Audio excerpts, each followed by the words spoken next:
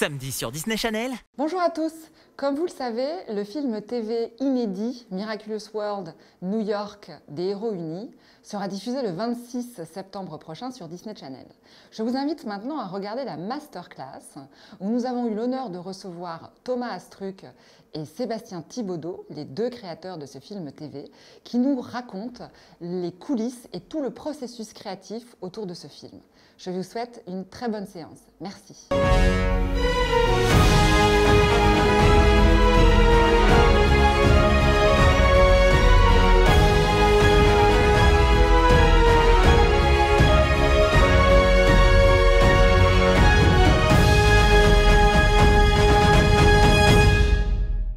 Bonjour Pauline, merci d'être avec nous aujourd'hui. Bonjour Yael et bonjour à tous ceux qui nous suivent. Je suis ravie d'être là pour cette masterclass de Miraculous Ladybug et Miraculous World, le film TV inédit. En plus, on est accueillis ici dans les studios de On, Zag et Media One où la série a été créée et où elle continue d'être développée, donc c'est assez exceptionnel. Merci beaucoup. Alors, on est là pour un événement très particulier qui est le film TV Miraculous World New York, les Héros Unis. Mais l'histoire de Disney Channel et de Miraculous remonte, mais en général, Disney Channel a une longue histoire avec l'animation française de façon globale. Est-ce qu'on peut un peu parler de cette relation qui dure depuis quelques années déjà? Oui, tout à fait. Donc Miraculous et Disney Channel, c'est une histoire d'amour qui a démarré il y a quelques années. Et avant ça, donc on vient de lancer la saison 3 sur l'antenne qui était très attendue par les fans. Et effectivement, Miraculous Ladybug est un des beaux succès de ces 10 dernières années. La série, je dirais, est un peu à l'emblème de l'animation française, qui est reconnue partout dans le monde.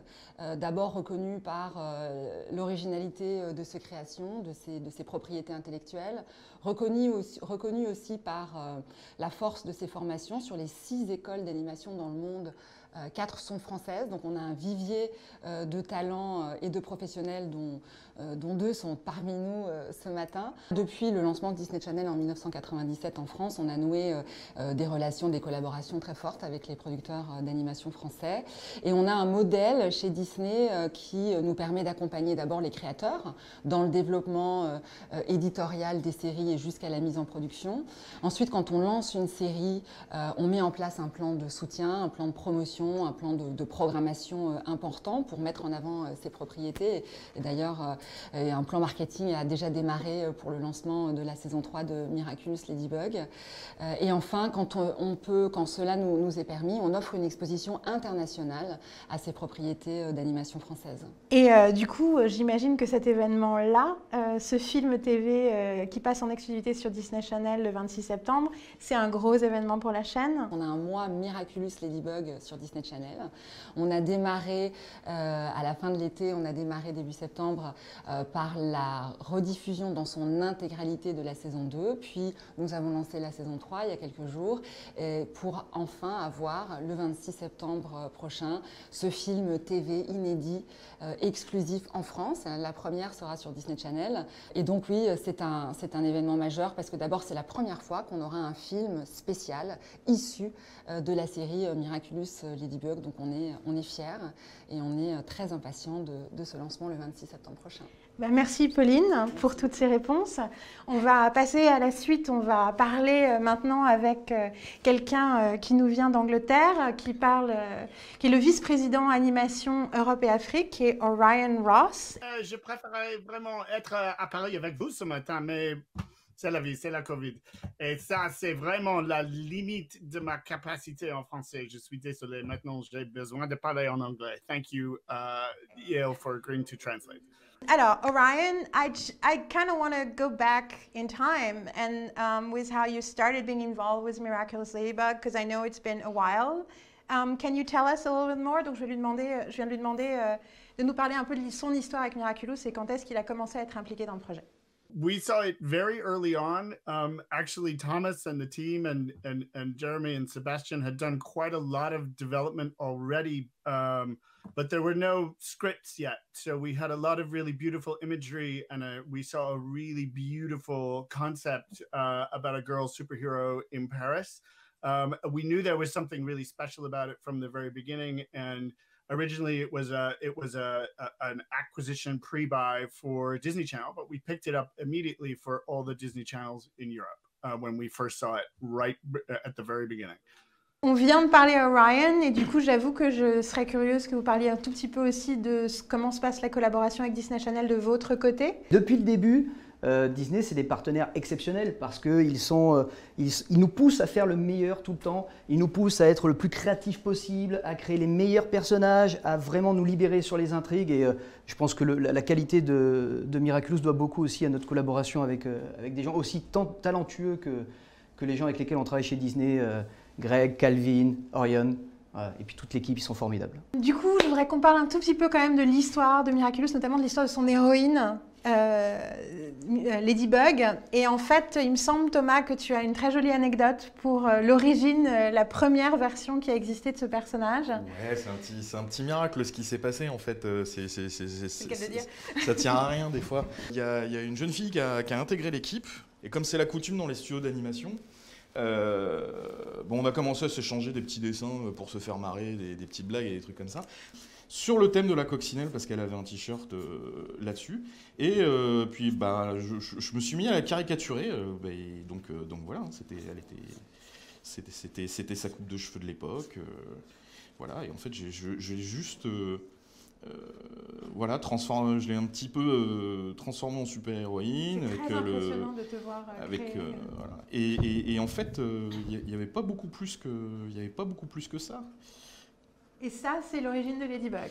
Et donc j'ai fait ce post-it-là, et puis je lui ai donné, et puis on a rigolé, c'était marrant. Et puis derrière, je me suis dit, putain, ce personnage quand même, il marche plutôt bien. Et moi, je suis un grand lecteur de comics, hein, je lis des comics depuis que je suis tout petit.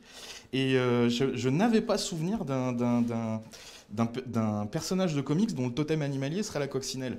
Mais du coup, quand je m'en suis rendu compte, je me suis dit, il y a un truc à creuser. J'aimerais bien faire vivre ce personnage, et donc voilà, j'ai commencé à développer tout un univers autour de ce truc-là, et c'est comme ça que Ladybug est né. C'est incroyable, a posteriori on se dit c'est fou, mais la première fois qu'on a parlé tous les deux, je ne sais pas si tu savais qui j'étais, moi je savais qui il était en fait, et il me parle de son projet. Et en fait on est dehors, il y avait une table comme celle-ci en plus, c'est rigolo, et pendant qu'on se parle, en fait il y a une petite coccinelle qui vient se poser entre nous. Et ça c'est resté très, très important, je me suis dit, c'est un signe. On a pris le temps vraiment de développer le projet pour qu'il soit bien abouti, et puis on a commencé la production ensuite. Donc on va rentrer dans le vif du sujet et on va parler de Miraculous World, New York, les héros unis. Je suis pas arrivé juste avec Ladybug. Je suis arrivé avec un univers entier en fait, où il y avait des super-héros un petit peu partout. On a commencé avec Ladybug et Chat Noir à Paris. Et puis avec toujours en ligne de mire le fait à un moment de commencer à étendre l'univers et d'aller dans d'autres pays, montrer que il y a des super-héros dans tous les pays, chacun avec des spécificités culturelles. Et pourquoi New York ? Tout simplement parce que c'est quelque part une espèce de retour aux sources à l'envers. En fait, ce qu'il faut savoir, c'est que les premiers super-héros qui ont été créés, qui correspondent à la définition de super-héros, en fait, sont français.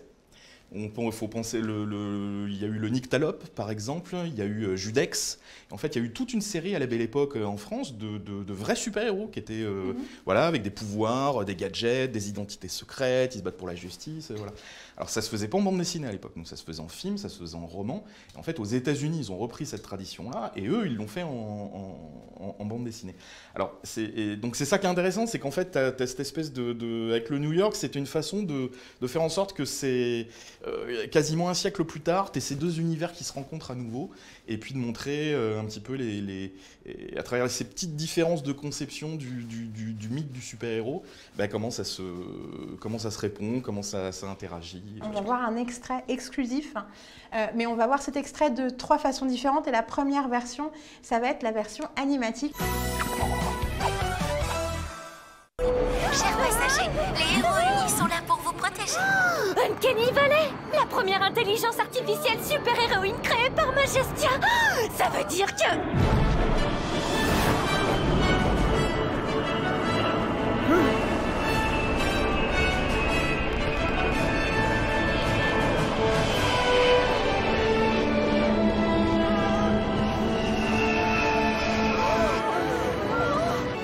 Wow, Majestia en personne. Trop cool! Il est temps de montrer aux super-héros américains le savoir-faire français. Wouhou!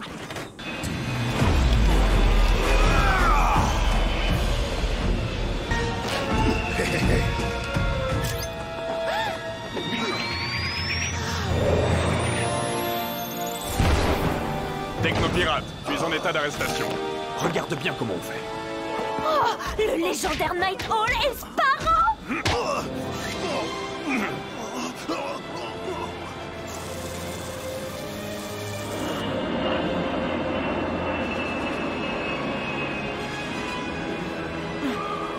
Tu n'as rien, ma chérie. Je suis parfaitement opérationnelle, maman. Soyez les bienvenus aux États-Unis. Profitez bien de votre séjour.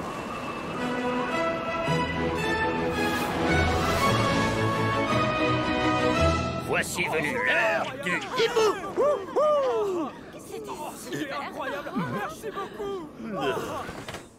Donc cette version animatique, c'est une version visuellement encore très jeune de la scène, mais j'aimerais bien que tu nous dises quelques mots dessus, parce que c'est vraiment un élément très important de la création de l'animation, et je pense que c'est pas connu de tous, et ça fait partie, je pense aussi, de la façon de travailler qui rend la série exceptionnelle. Donc Thomas, est-ce que tu peux nous dire pourquoi c'est un moment crucial de l'animatique, et à quoi ça sert, et comment vous l'utilisez?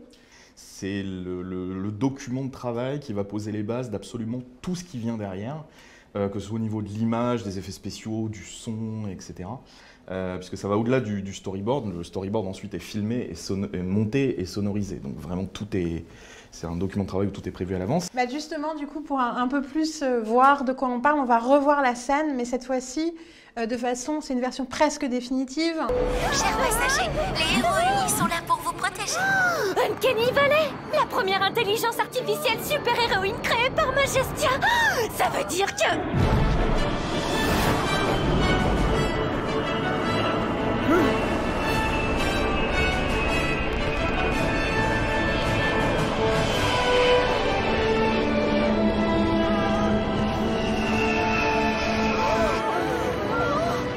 Wow, Majestia en personne. Trop cool!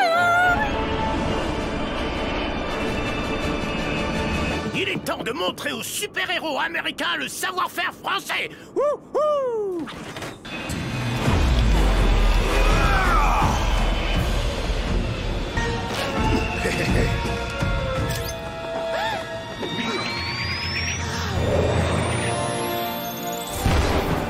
Technopirate, tu es en état d'arrestation. Regarde bien comment on fait. Oh, le légendaire Night Owl et Sparrow!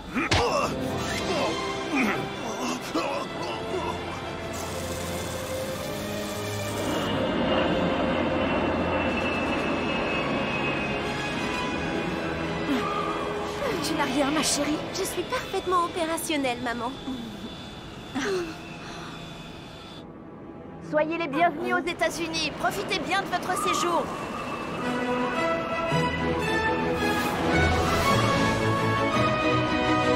Voici venue l'heure du hibou. C'était incroyable. Merci beaucoup. C'est très, très excitant tout ça. Je voudrais juste arrêter pour regarder le film tout de suite, s'il vous plaît. Mais en attendant, on va en parler. Pour en parler plus précisément, on va repasser à nouveau la scène, mais cette fois-ci sans le son, pour que vous puissiez parler tous les deux et nous en dire un petit peu plus, sans trop nous en dire, parce qu'on ne veut pas non plus être spoilé trop. Donc, à vous de jouer. Voilà, c'est très work in progress, hein. Bien sûr, on a amélioré des petites choses quand même depuis. Voilà, c'était la première séquence où on voit c'est l'arrivée des super-héros américains. Donc le but du jeu, c'était vraiment de montrer un truc, c'était vraiment de créer un contraste entre ce qu'on connaît de Ladybug et Chat Noir à Paris, qui est assez mignon, et puis Monsieur Damoclès, qui est cette espèce de monsieur hibou un peu, qui est de wannabe super-héros un peu foireux. Et tout d'un coup, il y a les super-héros américains qui arrivent, et là c'est ah ok, c'est pas la même dimension quoi. Chez les Américains, ça rigole pas quoi. Et voilà, et c'est aussi, on se rend compte là, avec l'arrivée de Majestia et je sais pas si on voit Night Owl.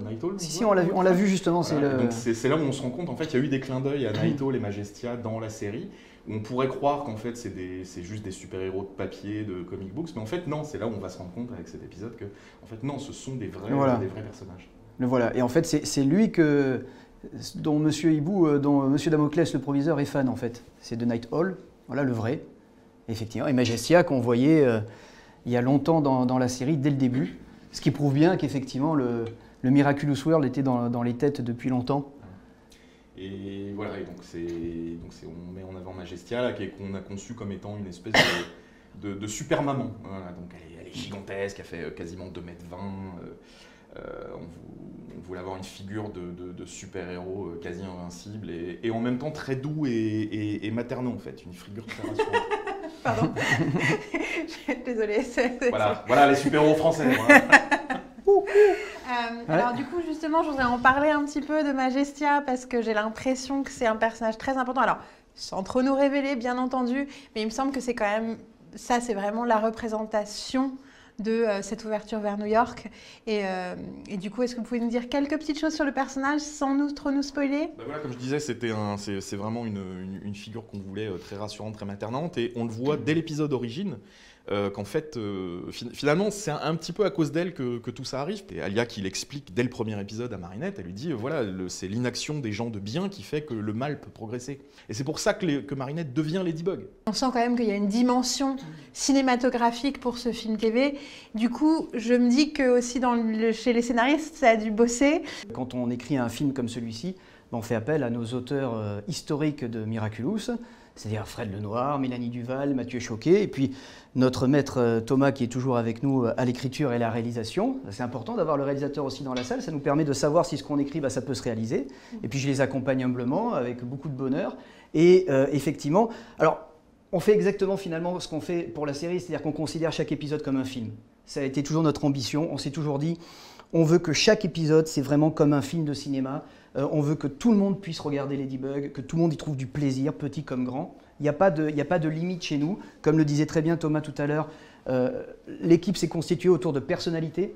Et c'est ces personnalités en fait, auxquelles tout simplement j'ai demandé d'amener leur vie, leur sensibilité. Et on retrouve la vie, la sensibilité, les personnalités de chacun d'entre nous dans les personnages de Miraculous. Quels sont les conseils que vous donneriez à des gens qui veulent faire de l'animation, surtout à des gens qui veulent créer quelque chose d'original, quelque chose qui va connecter avec un large public? I mean, there are two different things. The first advice is to anybody: learn how to draw, learn how to write, learn how to tell stories. The basic elements of storytelling are the most important, and the basic elements of drawing and design. So don't worry too much about technology. Worry about art and storytelling. Believe in your vision. Make it specific. Make it personal. And be a little bit stubborn. It's always good to listen to notes, but it's more important to stay true to your vision. Pauline, est-ce que tu aurais quelque chose à ajouter du point de vue de la chaîne, de ce que vous cherchez quand vous développez des nouvelles choses? Alors oui, je vais redire ce que disait Orion, c'est-à-dire avant tout une bonne histoire, une bonne histoire, une bonne histoire. Des personnages qui sont très inspirants et c'est... Un des succès de Miraculous Ladybug, c'est d'avoir ce personnage qui raconte beaucoup plus que son histoire quelque part et qui inspire, je pense, tous les téléspectateurs et téléspectatrices qui le regardent. Et puis, nous, ce qui nous parle aussi, c'est la passion avec laquelle les créateurs viennent nous présenter leurs projets. Et ce matin, dans cette masterclass, on a pu vraiment comprendre la passion de ces créateurs et merci d'avoir partagé ça avec nous, c'était incroyable, on est dans votre univers et donc il faut y croire en ces histoires, croire en ces personnages et quand on a cette manière dont les créateurs viennent nous présenter les projets et qu'on sent qu'ils sont avant tout, ils y mettent 150% d'eux-mêmes, quelque part on est avec eux dans le projet et je pense que c'est ça qui fait la différence. Chaque projet compte et que chaque voix porte et aide un petit peu plus à pousser les murs et à faire en sorte que, d'apporter une petite pierre et qui aide un petit peu le monde à grandir et à évoluer. Et en ce sens-là, je suis très reconnaissant envers Disney qui effectivement va totalement dans ce sens-là et nous a toujours soutenus dans cette direction. Et j'ajouterais, pour les jeunes auteurs qui voudraient vendre leur projet, effectivement aussi, c'est de jamais oublier de défendre ses idées. C'est pour ça que c'est important que ce soit personnel. Ne pas oublier de mettre des émotions dans ce qu'on écrit. Ne pas avoir honte des émotions, en fait, c'est important. Je pense que c'est même le plus important à partager avec les gens dans le monde. Raconter des choses personnelles parce que finalement c'est universel. Quelqu'un veut ajouter quelque chose avant qu'on malheureusement doive se dire au revoir? Bon film. Bon film à tous. Je pense que c'est la bonne chose à Envoyez-nous dire. des messages et puis des bisous à tout le monde, à tous ceux qui sont derrière, puisque normalement les gens on aurait dû les voir, mais voilà. Écoutez, on vous aime quand même si vous êtes derrière, masqué ou pas masqué. On voudrait aussi remercier à nouveau les studios de Media One de nous accueillir et toute l'équipe technique, tous les gens qui ont rendu cette masterclass un peu particulière possible. Merci pour toutes ces belles réponses et pour tout le travail. Et puis à très bientôt et puis bon film.